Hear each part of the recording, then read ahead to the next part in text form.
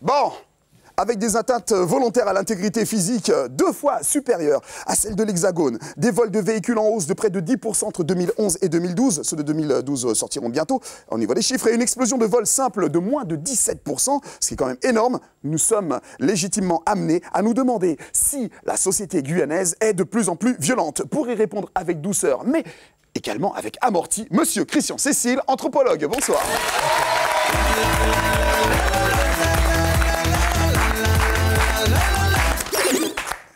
Monsieur Cécile, sur quels critères peut-on dire qu'une société est violente? Alors, je crois qu'on peut répondre simplement à la question. À partir du moment où des individus qui vivent dans une société sont agressés et que leur vie sociale s'en trouve déstabilisée, on peut dire qu'on est en état de violence. Alors, la violence, surtout, peut aussi se définir à travers la présence de conflits denses, conflits à tout niveau. Tout à l'heure, on parlait de famille, à l'école, dans la rue, un peu des conflits qui sont perçus dans toutes les situations sociales. Donc, à ce moment-là, on parle d'état de violence dans une société. Éline? Oui, donc en Guyane, par exemple, je pense qu'il existe plusieurs formes de violence. Est-ce qu'en Guyane, on a des formes beaucoup plus présentes dans notre département? Alors, sur la manière de classifier les actes violents, ça reste complexe. C'est-à-dire qu'il y a le sentiment aussi que les gens ont dans une société d'être agressés, de subir une violence de plus en plus forte. Mais disons que la violence en elle-même, à travers les temps, a toujours existé. Elle fait partie un peu de la vie sociale. Exactement. Simplement, aujourd'hui, de par les mutations et les changements sociaux que nous avons, elle est vécue autrement. Et elle est vécue autrement pour des raisons peut-être qu'on abordera tout à l'heure à travers, je dirais, les facteurs qui font qu'aujourd'hui, les choses sont peut-être plus difficiles à vivre qu'avant. Morgane? Et est-ce que cette violence, on peut l'expliquer aussi par le fait qu'on marginalise une certaine partie de la population, que ce soit les jeunes ou des nationalités différentes? Mais je pense que là, vous mettez l'accent sur un aspect très important. En marginalisant les gens, en stigmatisant, on met forcément à côté des gens qui méritent et qui ont envie de reconnaissance sociale. Voilà. Les quartiers aussi ont absolument tendance à mettre... Et disons que c'est le moteur même de la violence vient de là. C'est-à-dire qu'une société qui fonctionne mal est une société qui met de côté certains individus. Et forcément, ça crée des conflits et les choses vont pour mal. Sango? Oui, parce qu'on parle de violence, la violence a toujours été, mais qu'est-ce qui peut aujourd'hui faire que la société, je reprends le titre, est de plus en plus violente?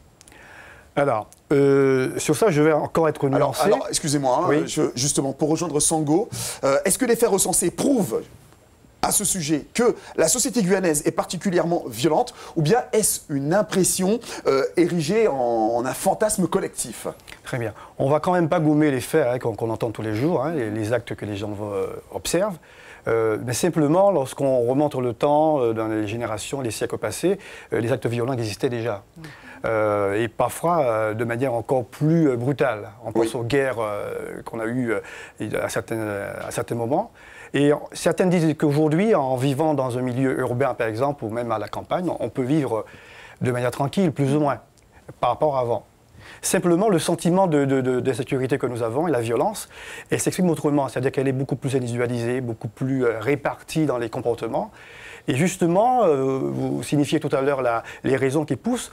On a changé d'une manière de vivre. On dit, et c'est le constat qu'on fait, l'individualisme a augmenté.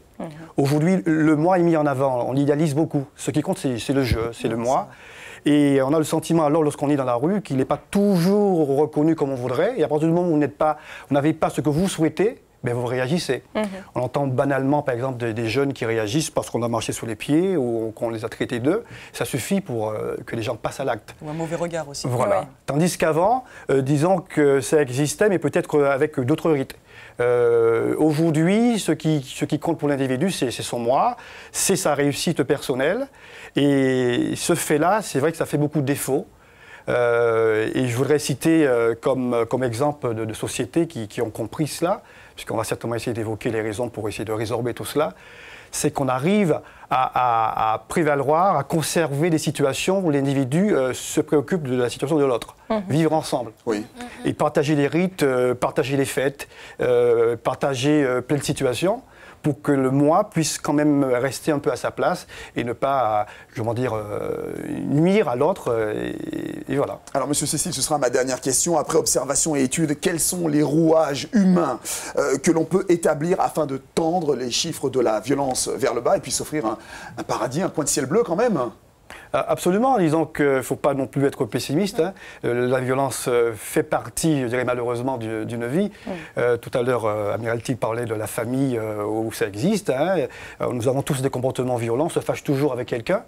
Mais comment dire, la bonne chose, c'est de se réconcilier ensuite.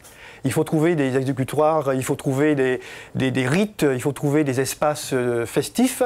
C'est souvent ça qui fait la chose, où on partage, où on rigole, où on se dit, tiens, il y a des biens, il y a des valeurs communes, collectives à préserver pour qu'on puisse continuer à vivre. Et se dire que ce n'est pas en mettant des barrières autour de chez moi que je vais survivre, mais plutôt casser les barrières et partager le plus souvent, je dirais, des moments avec le voisin. Donc trouver des barrières collectives,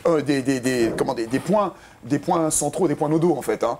Oui, tout à fait. C'est surtout partager avec l'autre, c'est se dire que le problème que j'ai, c'est aussi celui du voisin, et que tout seul, je ne vais pas y arriver. On dit toujours, hein, et je prends l'image de cette barrière qu'on peut faire devant chez soi. C'est souvent cette image-là qu'on a. Aujourd'hui, c'est le cas. On a une belle maison, on a une belle piscine, on a une voiture, on a un rideau électrique automatique qui ferme. Non, si on continue comme ça, la violence en même temps va augmenter, puisque celui qui n'en a pas, il va se débrouiller tout seul et il va prendre comme il peut. En fait, pour tout résumer, nous sommes des êtres sociaux. En tout cas, merci beaucoup, Monsieur Cécile, pour cet éclairage.